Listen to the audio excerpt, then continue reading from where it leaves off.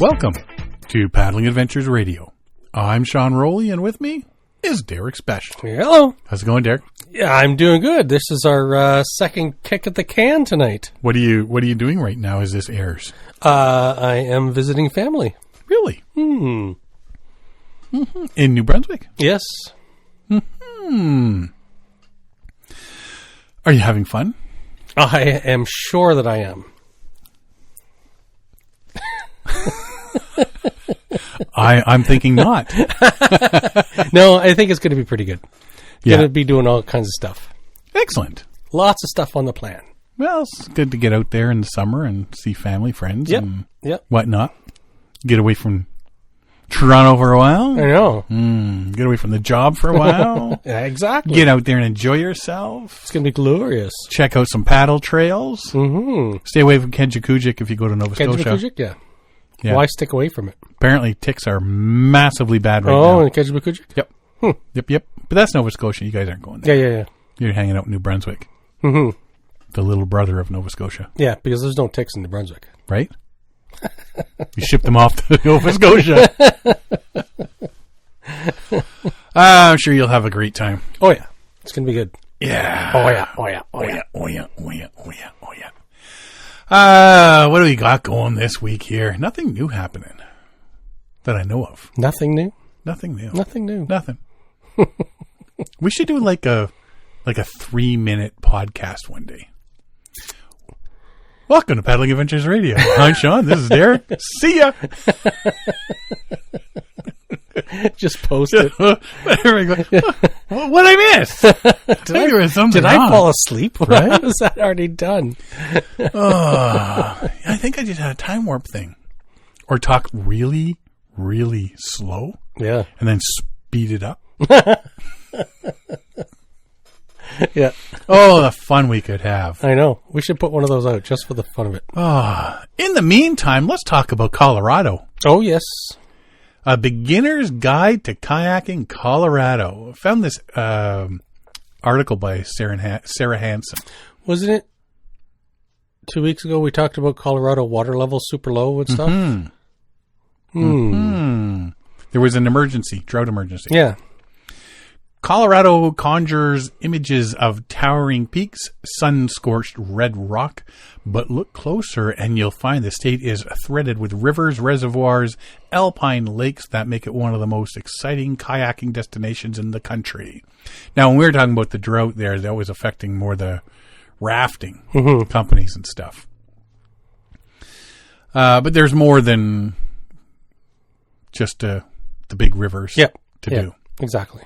For glassy, high-altitude lakes, you can only reach on foot to world-class whitewater that draws paddlers from around the globe. Colorado rewards kayakers at every skill level. Different sports, flat water versus whitewater. If you want to kayak in Colorado, it's important to know that flat water and whitewater kayaking are different sports. I didn't know that. Okie dokie. I didn't realize. I did not realize that was a. Mind you, we take that for granted now. Yeah, right? I guess. So, flat water kayaking is a beginner friendly and usually just needs a life jacket, basic paddling skills, and some weather awareness. So if you're going on a slow moving river, out on a lake, you get yourself into a kayak and doodly do around. Rentals are easy to find. The risks are low. Whitewater kayaking, on the other hand, requires specialized gear, such as a helmet, spray skirt, and a whitewater kayak. This author is just new into any sport, I think. You'll also need to be a strong swimmer, know about river hazards, get proper instruction. Risks are higher, so beginners should take lessons before trying whitewater. I think that's what she's saying is sort of like for the new people, you might want to, they might not know this info. Sure. Hence the Beginner's Guide to Kayaking in Colorado. Yeah. Flat water is very beginner friendly, says Nick White, owner of Whitewater Workshop in Golden. People can rent a kayak at many state and local parks and have a great day without a lesson. Just wear a life jacket and don't get surprised by bad weather. Always check the weather before you go out and be ready for sudden changes. In Colorado, wind, rain, or storms can come up quickly. If you see dark clouds, feel the wind picking up, or hear thunder, leave the water right away and find shelter on shore. Pay attention, and planning ahead will help you avoid problems and have a safe, fun trip. Yeah. We do that in all our sports. Absolutely. Whitewater is a different story. Colorado's rivers are generally faster, steeper, and colder than most rivers elsewhere in the United States.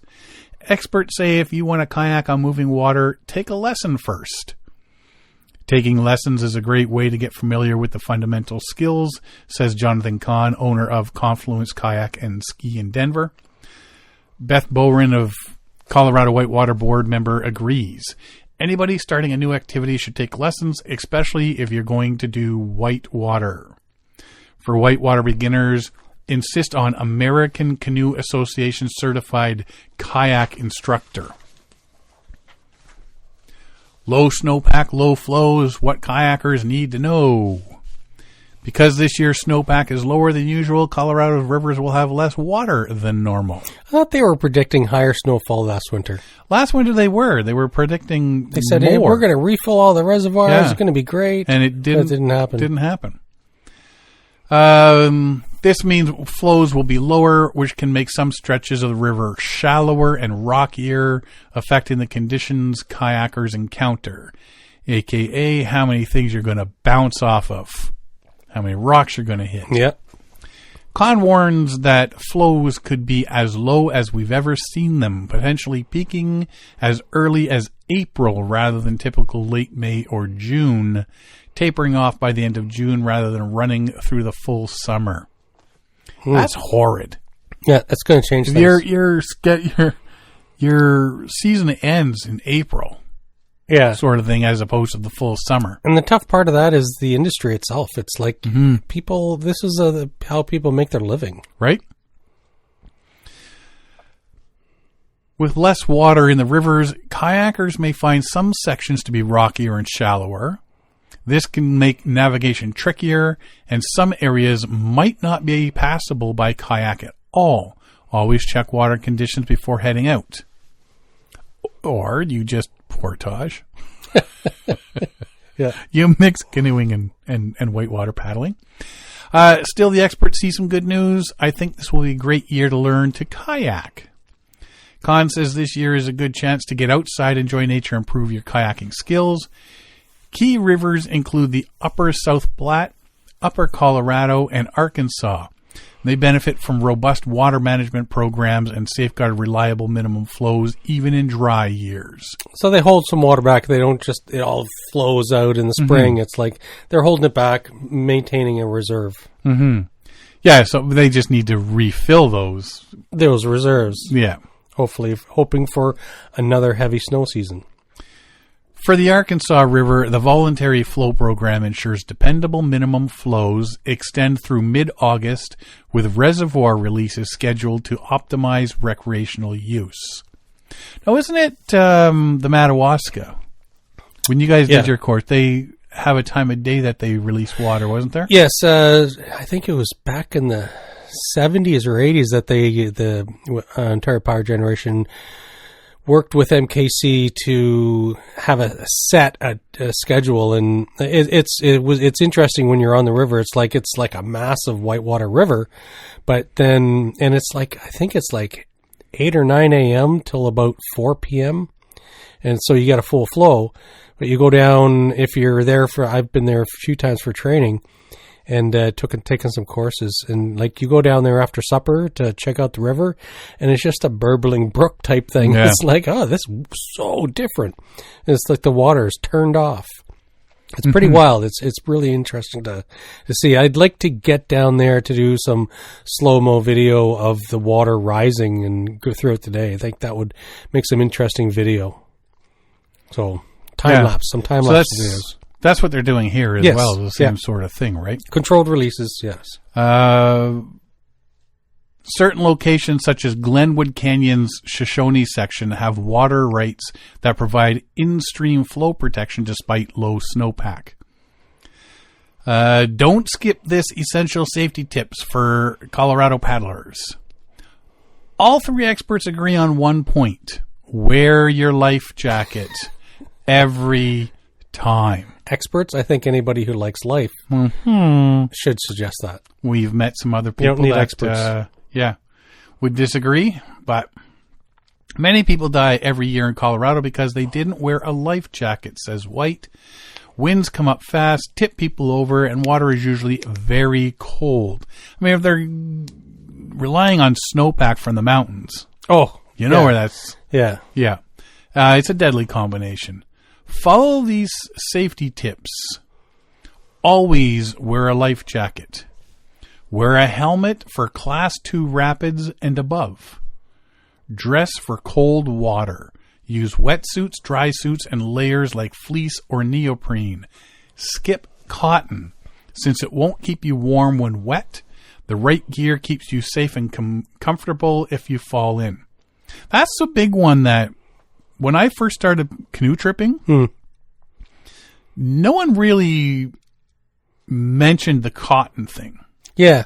Same with jeans. No one Jeans really... and Because I was, cotton as my t-shirts grandfather used to and- call them dungarees. Yeah. You did everything in your jeans. Oh, absolutely. Yeah. Right? And then one day somebody said, you shouldn't wear cotton, you shouldn't wear jeans because, it holds the water, keeps the cold. So if you dunk... Stay wet longer. Yeah. And it's like, never really thought of that. And I don't think I've worn jeans since. Well, and plus they're not that comfortable in a canoe or kayak, right? Constrictive, restrictive. No, mine weren't. Oh, yeah? Yeah. You wear yours a couple My sizes. skinny jeans. Your triple extra large. I pull up to my nipples. Rehearsing for when I'm 80. Yeah.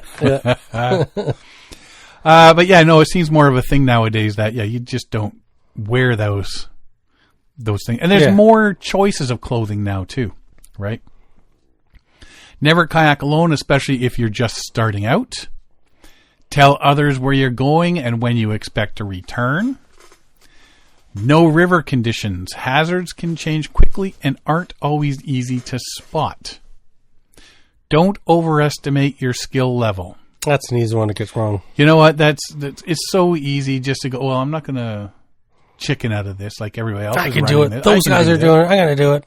Well, now hopefully these guys realize before it's too late that no, you can't do it. Always use a spray skirt on white water to keep water out of your kayak. Paddle with a group and agree on how to communicate on the river. This is clearly written for beginners. Oh, yeah. Well, like I say, it's called The Beginner's Guide to Kayaking in Colorado. American Canoe Association recently released a free resource called Smart Start, which includes a paddling safety infographic and free online course for new paddlers. Ready to paddle? How to find lessons and rentals near you. Rent flatwater kayaks at locations such as Chatfield, Horsetooth, and Carter Lake. Reserve online for busy periods. On-site rental is often available midweek.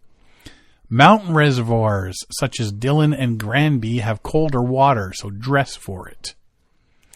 For whitewater, secure lessons with a certified instructor or trusted professional outfitter. Do not attempt on your own. Yeah, this is not a figure it out on your own type thing. Whitewater is a bit more complicated. It's like watching all these people do these waterfalls. 30-foot waterfall. All right. I'll be back in 10 minutes. Yeah. No, you won't. There's something for everybody in paddling, says Con. It doesn't have to be supercharged, adrenaline-fueled rapids. Be willing to try it and try something new. It's a great way to enjoy Colorado in the summertime. Best spots for beginners. South Platte River near Deckers. The Deckers section of the South Platte River is the state's premier whitewater introduction. Steady dam-managed Class 1 and 2 flows in a picturesque canyon. Rely on this section for consistent, beginner-friendly whitewater experiences. Class 1 to 2 is pretty cool. Yes. St. Vrain River in Lyons, the Apple Valley. Use Apple Valley in Lyons as the definitive beginner's introduction to moving water. Start at the wooden bridge on Apple Valley Road and exit in East Lyons. This stretch offers accessible, safe training. And that's, you have to build up, especially with whitewater, you have to build up your experience, your skills, right? Yeah. Because you're going to get yourself into trouble pretty darn quick if you don't know certain techniques about, eventually you're going to have to get a roll out of it, or else you're going to be swimming a lot. But otherwise, just to know how to get in and out, practicing escaping from a kayak if you're overturning a river.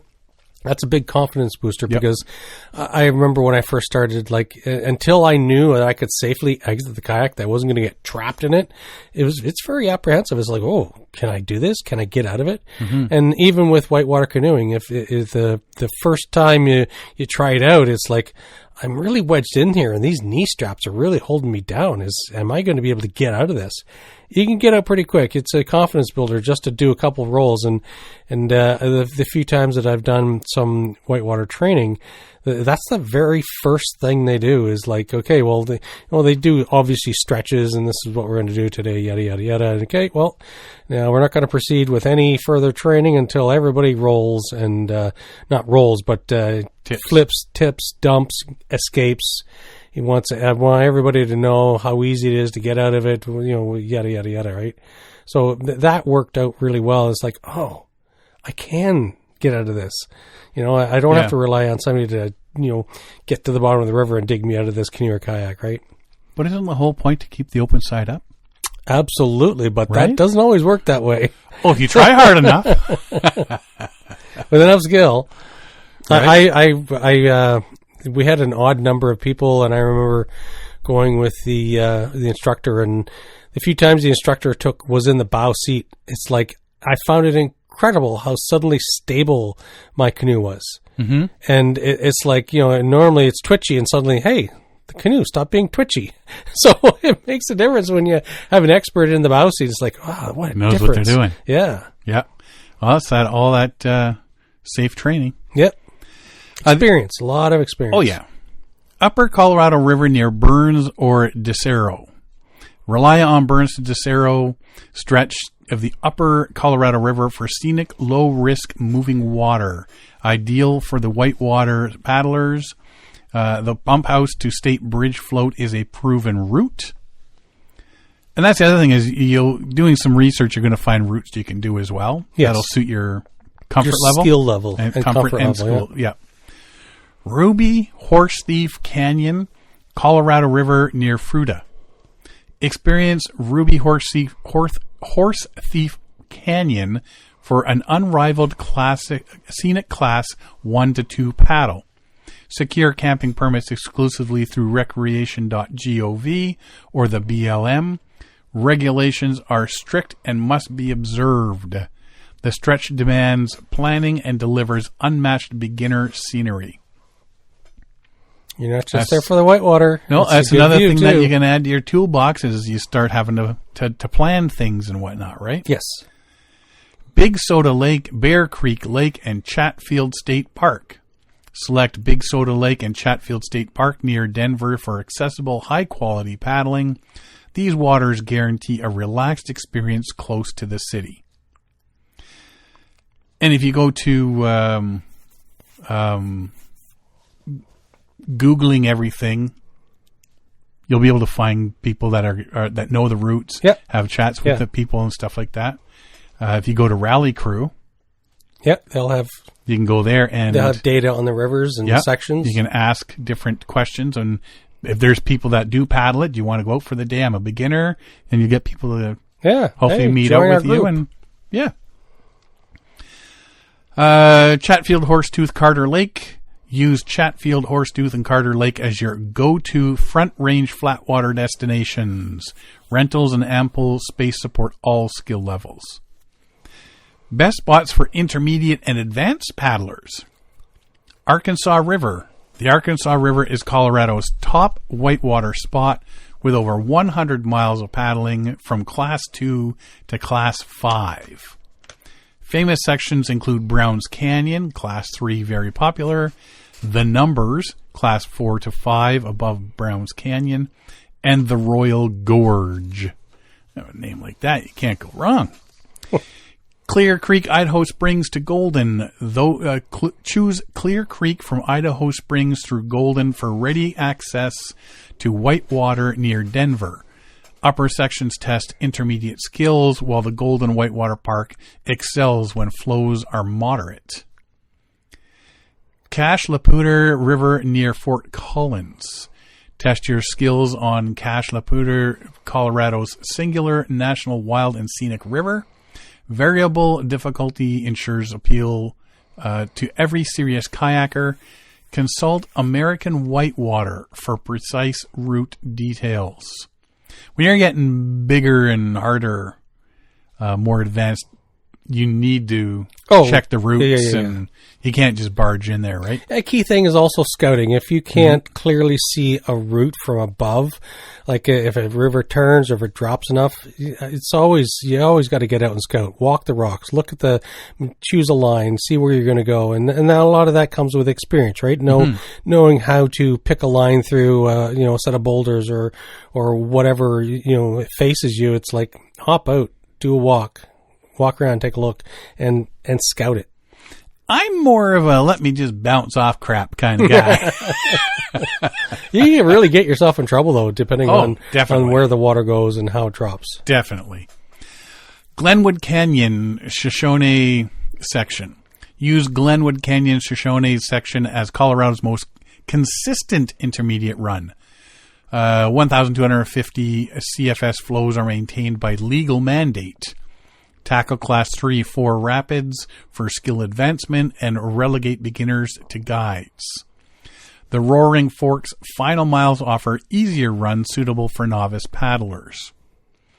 Boulder Creek. Employ Boulder Creek as a definitive front range intermediate run. American Whitewater provides authoritative route descriptions. And the South Platte River, Cheeseman Canyon, and Waterton Canyon. A reliable stretch close to Denver that holds water well through the season. One of the best options when flows are low. This stretch near Denver usually has good water levels all season. It's one of the best choices when other rivers are running low. And do your research before you go on the river flows. Yes. There's enough things online to tell you what's running, what's not.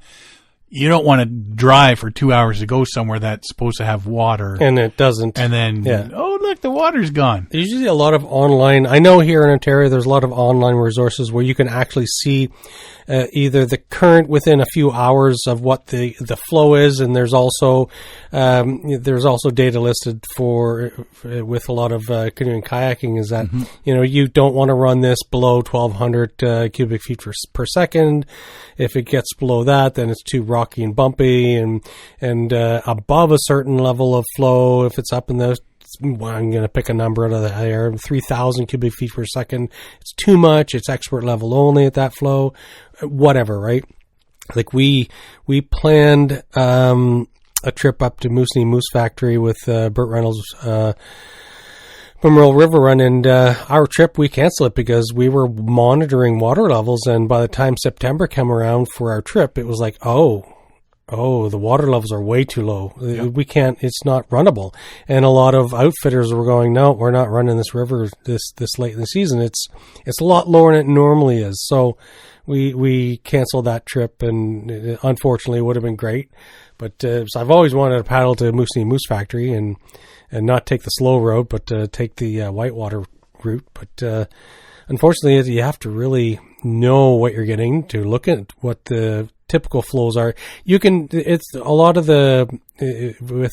again, in Ontario, you can see what the typical year to year over average, what the flows are going to be. And well, for that route, it's always sketchy around mid to late September. So you get to a point in second week of September where the water flow gets too low. But then as you hit towards the end of September, winter's coming. It's going to start getting really cold, and you can't predict the weather. It's going to get too unpredictable and unsafe. You need to go in, say, end of June. When all the bugs are there. That's the problem. But that water will be moving you so fast. The bugs can't catch you. The bugs won't even. They'll be ripping off your face like off a car windshield. You don't need to worry. As long as you got yourself a mouth guard and eyeglass, you're good to go. Yeah. Trust me. and if any states or other provinces it's typical, a lot of these things are posted online, what the typical flows are and what the current flows. You can go and see a map and see what the flows are like in the area you plan to be in. So if you're a beginner kayaker looking to do some kayaking in Colorado, if it's flat water or white water, know the difference, and do your training. Exactly. Always wear your safety gear. Nothing ruins a vacation faster than somebody dying on your trip. Right? And if you're like me, I don't haul the carcass out. No. You're there. Rocks. You're there. Pile rocks. I'll tell people when to get back, but I ain't carrying you out. Get your training. Go with people. Never go alone. Do some research online and meet other people. Yeah. That can possibly come out with you and talk to the routes that you're looking at doing. Sure. As with anything, even if it's like whatever, camping, whatever you do, there's always somebody with a little, tweak or way to look at water or how to plan stuff, what to expect from a river run. Always rely on people with more experience and don't just make assumptions. You always have to be safe. Come back safely. Yep. Definitely do it. But go out and enjoy yourself at the end of the day. Excellent. Absolutely. Because like I say, everybody's got to start somewhere. Yep. And eventually that starting point turns into, I remember when I started this 15, 20 years ago. We were talking the other day there, and it was like, I've been over 35 years paddling. Yeah. Like, wait. Wasn't it just like 25 years? I was not doing this 25? No, now it's like over 35 years. Yeah. You're old, man. You are so old. I'm so old. I need people to paddle me around now. Yeah. I bring up this topic because I know you've always been interested in Mount Everest. Yep. Green boots. Yeah, anybody who knows the routes and the stories that come out in the news should recognize they named the guy Green Boots. 1996, 10 climbers embarked on what would have been the first Indian ascent of Everest from the north side. But frigid storms and gale force winds separated the climbing team and stranded 3 men in the mountain's death zone. Altitude at which there is too little oxygen for long-term survival. One of the bodies froze along the route and was so iconic that it became a waypoint for future climbers en route to the summit. After nearly 30 years as a grisly landmark in the north side of Everest, the body known as Green Boots is the target of a recovery effort by Indian authorities. The Indo-Tibetan Border Police has issued a call for experienced high-altitude teams to bring down the remains from around 8,500 meters on the northeast ridge route on the Tibetan side of the mountain and deliver them to Delhi by October. And if you're out there saying, well, why is the body still there? These locations, there's a lot of bodies, but they're at altitude where it's dangerous to go up there. And so to get just yourself up there and your own supplies is hard enough as it is, let alone going up there to recover a body. And sometimes it's very inadvisable just because of the dangers involved. You don't want to go to recover a body and lose your own life. Mm-hmm. So a lot of these bodies are left on Everest. And people are really focused on the summit. They're not going to stop and pick up bodies on the way down. Well, for one, you're everybody's goal-oriented, right?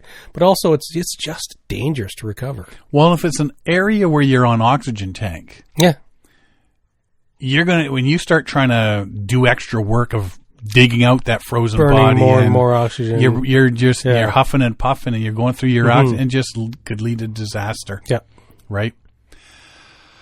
This would be no ordinary operation. The tender calls for specialist agencies with proven track records in similar recoveries, ideally recent experience on Everest itself.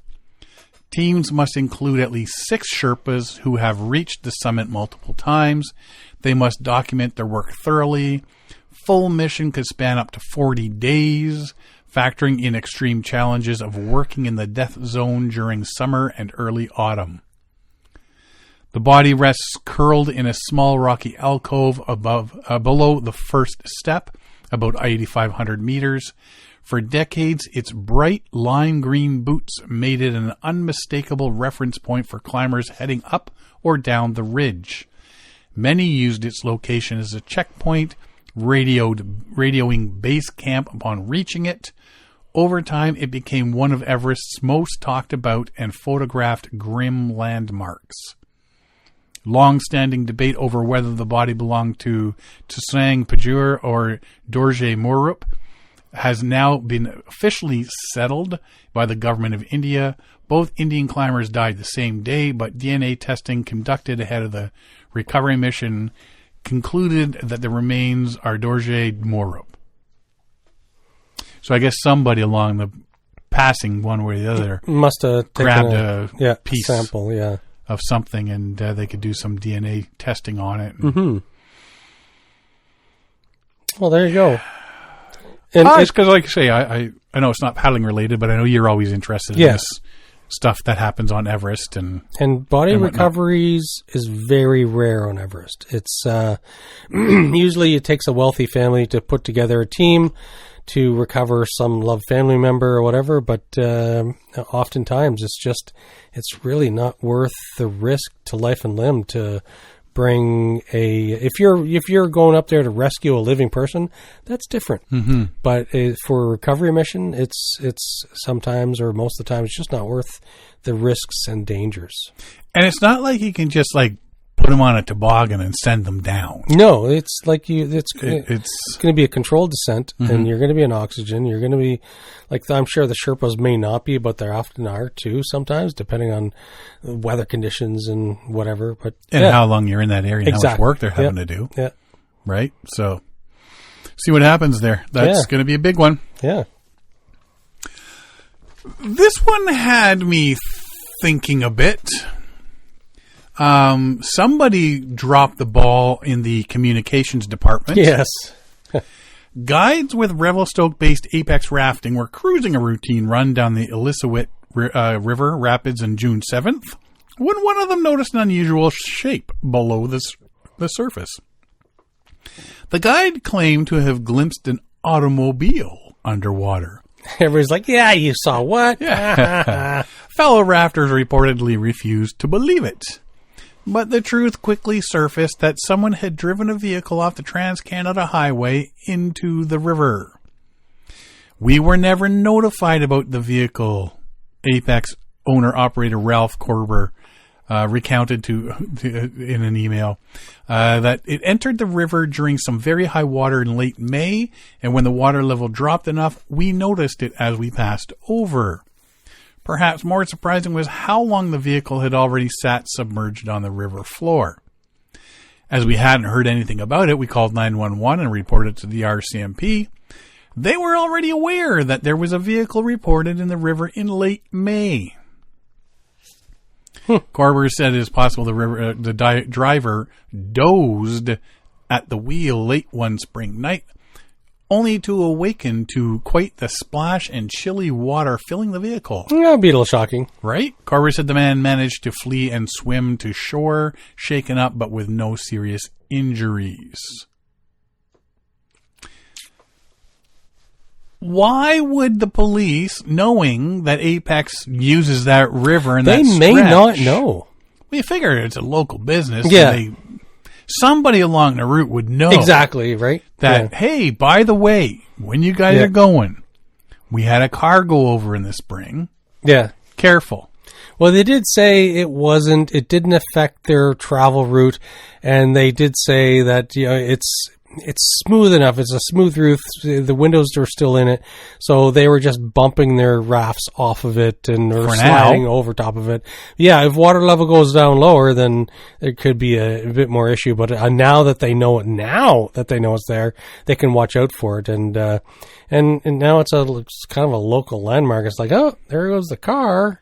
So, what would have happened if they had a group on a river run and they hit it? Yeah. And something bad dumped, happened. got caught, ripped a hole in the raft, something bad. Somebody got caught on it. Yep. But there's no confirmation. Somewhere along the way, somebody had to have known. Yeah. Hey, there's river runners coming down here. We might want to post. We should let something. them know about this card that's in the way. Somebody you have to think knew. Yeah. And just didn't go, oh, hey, wait a minute. That raft, isn't that going over where that car went? Do they know it's there? Maybe we should tell them. And yeah, that's the funny part is, well, maybe not the funny part, but it's not they discovered it on their own, just on a rafting trip. And it was like, hey, I think I just saw a car under the water. No, you didn't. And so what it is where the car is, it's quite a distance from where the car went in because it just floated with the current. And so it's in a location away from roads. It's like 2 kilometers downstream of the bridge and the highway crossing. But it's just the way it floated and got washed down river. And now it's in a stable condition with the water just flowing over it. So luckily, you don't expect it. It's in a location that is like, what? So... Yeah.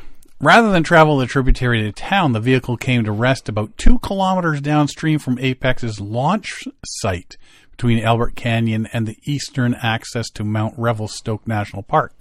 So yeah, 2 kilometers further down. Fortunately for Revy's rafters, it hasn't put a stop to the daily river runs. Where the vehicle sits now, it doesn't impact our rafting trips, Corber explained. When it's exposed, it's just like a nice smooth rock. We can float either side of it or bump the nose into it for a little spin. Fun as it sounds, while the vehicle seems pretty settled where it is now, if it were to dislodge from its current position and move another 200 meters downstream, it would sit in one of the bigger rapids and would affect our trip. Corber noted that the contaminants entering the river from motor vehicles aren't a good thing, though Apex hasn't noticed any chemicals or other matter downstream yet. Sooner they can safely get the vehicle out of the river, the better.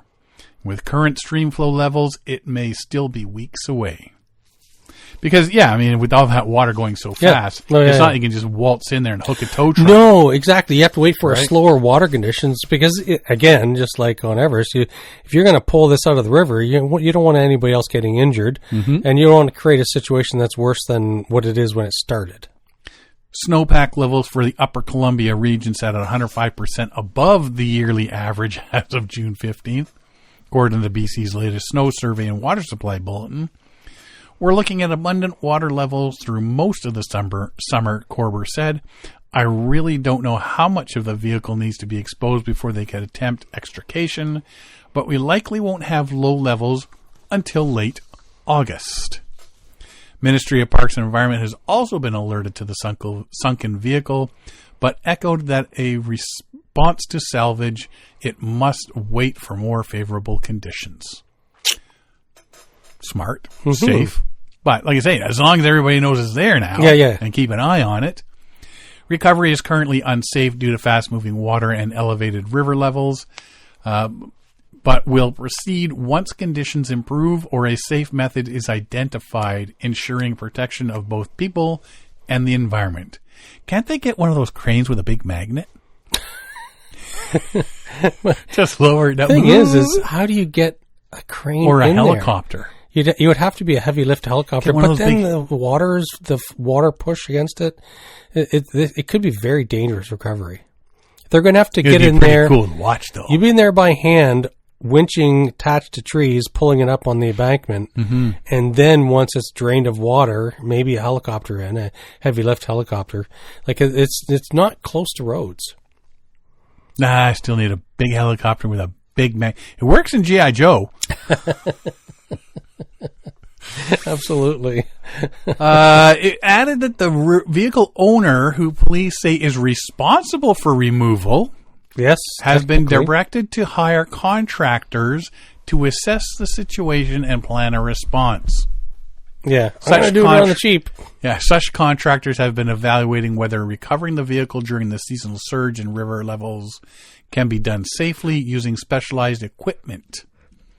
Corber doesn't know whether removing the vehicle will temporarily impact summer rafting, saying it comes down to timing, but the Ministry of Transportation and Transit has always gone to great lengths to ensure our trips function as normally as possible. So again, you would think somebody would have known and said something. I know. Asked if Apex ever previously ran into issues with highway traffic in his 33-year history, he recalled a tractor-trailer in the late 1990s running over the bank and around the same area where the vehicle entered the Illicit. This spring, RCMP tasked his rafters with helping retrieve the driver and vehicle. That's the only instance I can recall, Corber said. Still, he doesn't see a reason for the province to install a barrier along the shoulder, calling it not a particularly bad spot. And for now, the ministry said provincial environmental emergency response officers are monitoring the situation in the river. And what's interesting, too, is because of they're talking about these high flows this year, like there was a really high flow event on May 28th. So at the other end of this river near Revelstoke, I came across it because I was reading more about this car, where the car is located. And they talked about in the spring, the water flow and the river flow had increased by sixfold.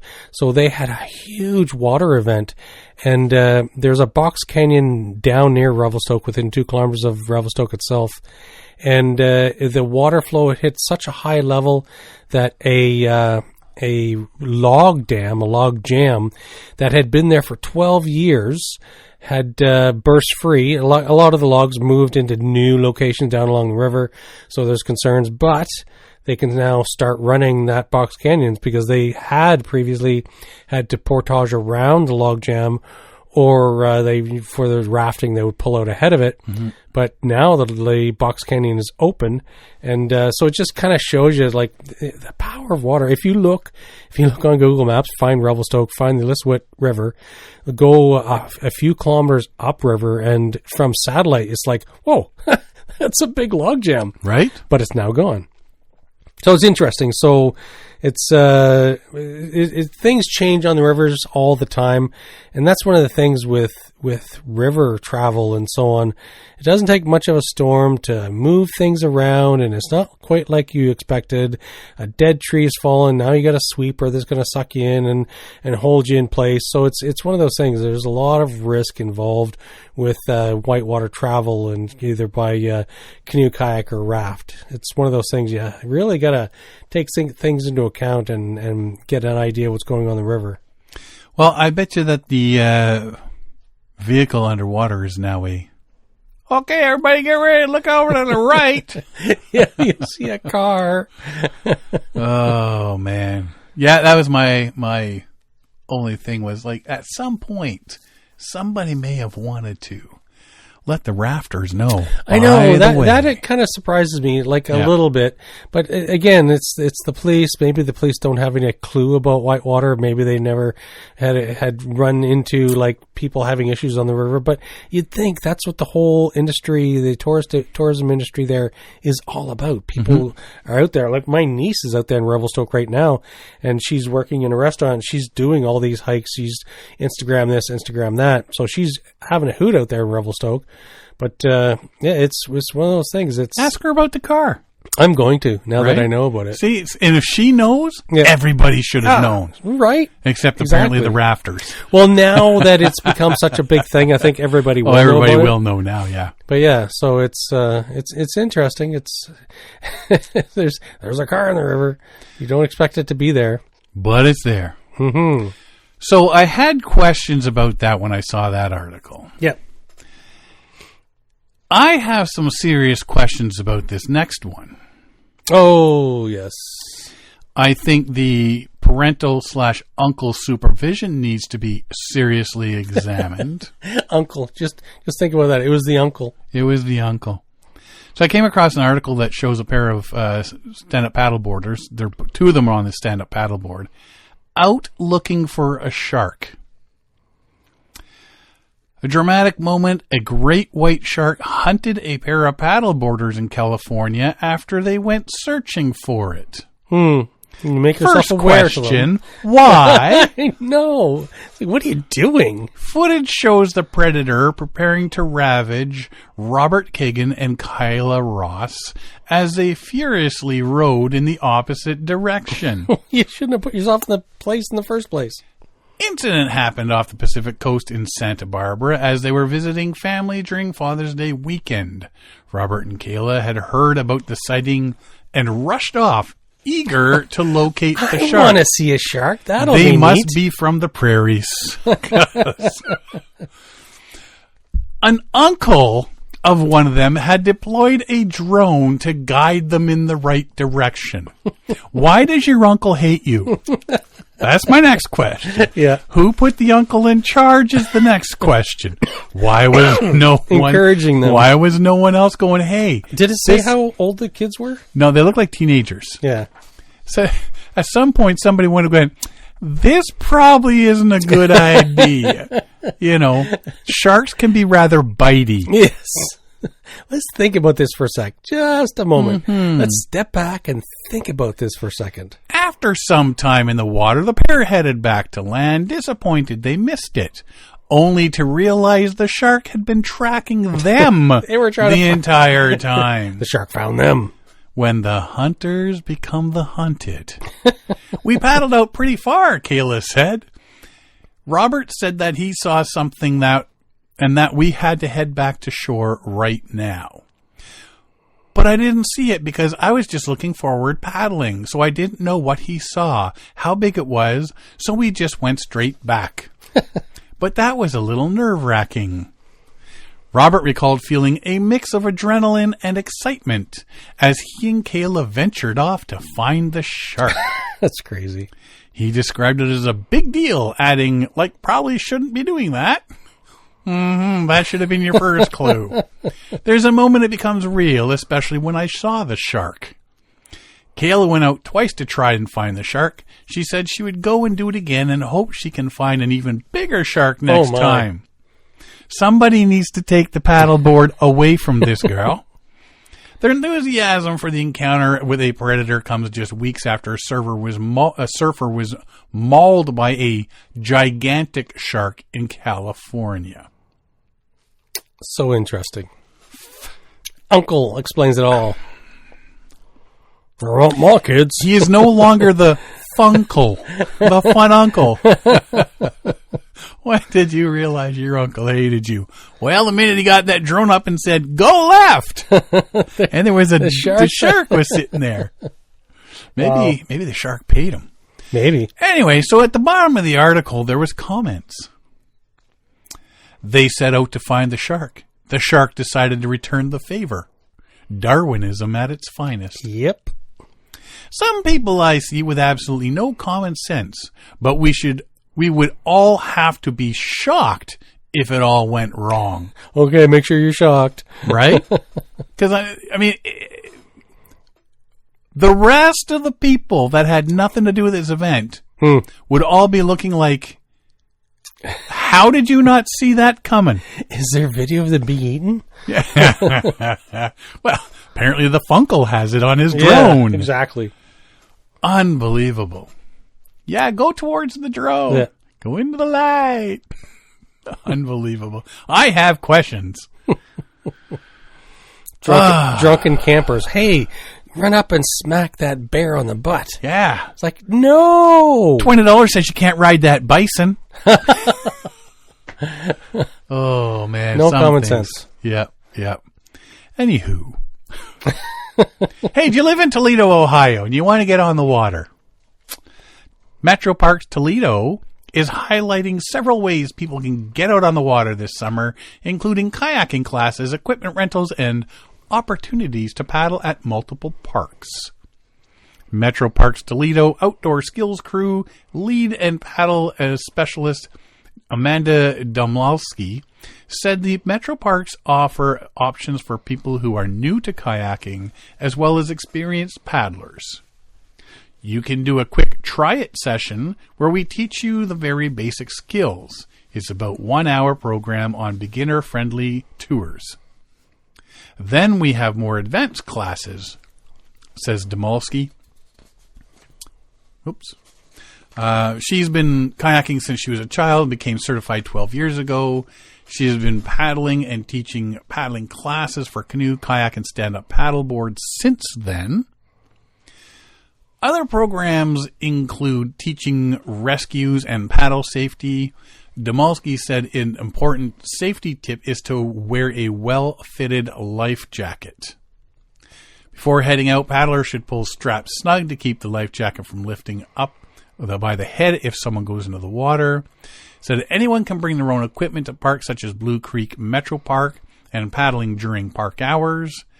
People without their own kayak can rent one from Metro Parks Toledo at self-serve kiosks by downloading an app. Rental costs $20 an hour. These rental self-serve kiosks are really becoming a big thing. We started talking about them 2 years ago, I think it was.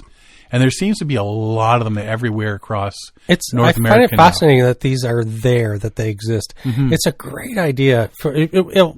Not everybody can afford to get into the sport by buying a new kayak. And if you want to just get out and try it, or if you're visiting from out of town and you got a free time, you're going to go, paddle for half a day type thing, you rent it. Yeah. And it's these self-serve kiosks is a great idea. There's no, you're not paying somebody to man it all day. It's self-serving. And you can keep it down to $20 an hour by not having somebody there all the time, right? That's why it's affordable. Yeah. It's a great idea. Pretty cool. Rentals are located at Blue Creek, Howard Marsh, Farnsworth, and Maumee River water trails. More information about upcoming kayak events and how to get involved available at metroparkstoledo.com. So get out there and take a lesson. Yes. Give it a whirl. Find something nearby. Mm-hmm. Toledo, Ohio is only about 6 hours from here. Is it? Yeah. That's doable. We could go. Rent a kayak. Get a lesson. Yep. Aha. The other thing that's happening at the end of July, which... Coming up quick. You're not going to do, but it would be kind of neat to go check out. The AuSable River Canoe Marathon, a.k.a. The Marathon, is a non-stop 120-mile C2 two-person canoe race held annually on the last full weekend of July. This year's the 24th and 25th. The race starts at night with a thrilling Le Mans-style running start to the river in Grayling, Michigan, and ends the next day on the shores of Lake Huron in Oscoda, Michigan. Marathon is not a recreational canoe float. It's an ultra-competitive race that attracts professional paddlers from across the United States, Canada, and often teams from outside North America. Contestants must be in peak condition to compete in the race within the allotted time and endure the grueling and strenuous physical and mental strains that the marathon demands of the paddlers. This is like a brutal race. Yeah. Nicknamed and known simply as the Marathon, it first ran in 1947 and is perhaps the oldest marathon canoe race in the United States. It's the largest non-stop canoe-only race in North America. No kayaks, no paddleboards, stand-up, nothing. Just two-man kayaks. The race has been billed as the world's toughest spectator race, as many of the spectators follow the racers overnight down the full 120 miles, 190 kilometers, to the finish. Former Grayling resident Jim Harrison wrote an article in Sports Illustrated in 1973 in which he referred to the race as a night of unmitigated punishment. Just sell it there. Right? Hey, why don't you go on down here? We'll do the old night of unmitigated punishment. They should just call it that. Yeah. Original idea for the race was to attract tourists after Labor Day from 1947 to 1960. The race was held in August and September with start times of midnight, early afternoon, and 9 to 10 p.m. Prior to 1968, teams left at timed intervals. Major sponsor Grayling Chamber of Commerce withdrew their support in 1961, and the race began at the Camp 10 Bridge in the morning and ended at Lake Huron. For most of the following 7 years, all teams began on Saturday morning in Grayling, stopped for the night in Mio, with pro teams resuming the race Sunday morning from Mio to Uscoda. Amateur teams got a head start at Five Channels Dam. The Le Mans start was instituted in 1968, now an iconic part of the race. The non-stop race returned for good in 1970 because 1969 it was canceled. There was a lot of bickering between towns up and down the river there on where it should start, where there should be stops, and the whole meal deal. It was held on the July 4th weekend. The following year, the race was moved to the last weekend, July. The starting time was moved from 10 p.m. to 9 p.m. during the 80s, as was the day, from Friday night to Saturday night. The format has remained constant since then. There's a 3-part documentary entitled AuSable, was released in 2024 on YouTube. It was subtitled The River, the Race, the Legend. The River, the Race, the Legend. You can Google it and you can watch it. I'm in the middle of it right now. It's about an hour and a half long. Okay. It gives a lot of old stuff, a lot of the people that started way back when, and now they're second, third generations going here. You know, the types of paddles they use, paddles and canoes they used to use versus, you know, the ultralight carbon fiber. Yeah. Dude's got his boat up on his shoulder. He's carrying it like an old ghetto blaster. And I'm showing my age for that. Yeah. So yeah, Google that on YouTube and watch it. And you can go to AuSable Canoe Marathon.org for more information on the race itself. Very cool. Yeah, it's pretty cool. I just found out about this, and I'm just thinking, that sounds pretty. I was trying to find it on a map here. So it is New York State. Mm-hmm. No, it's Michigan.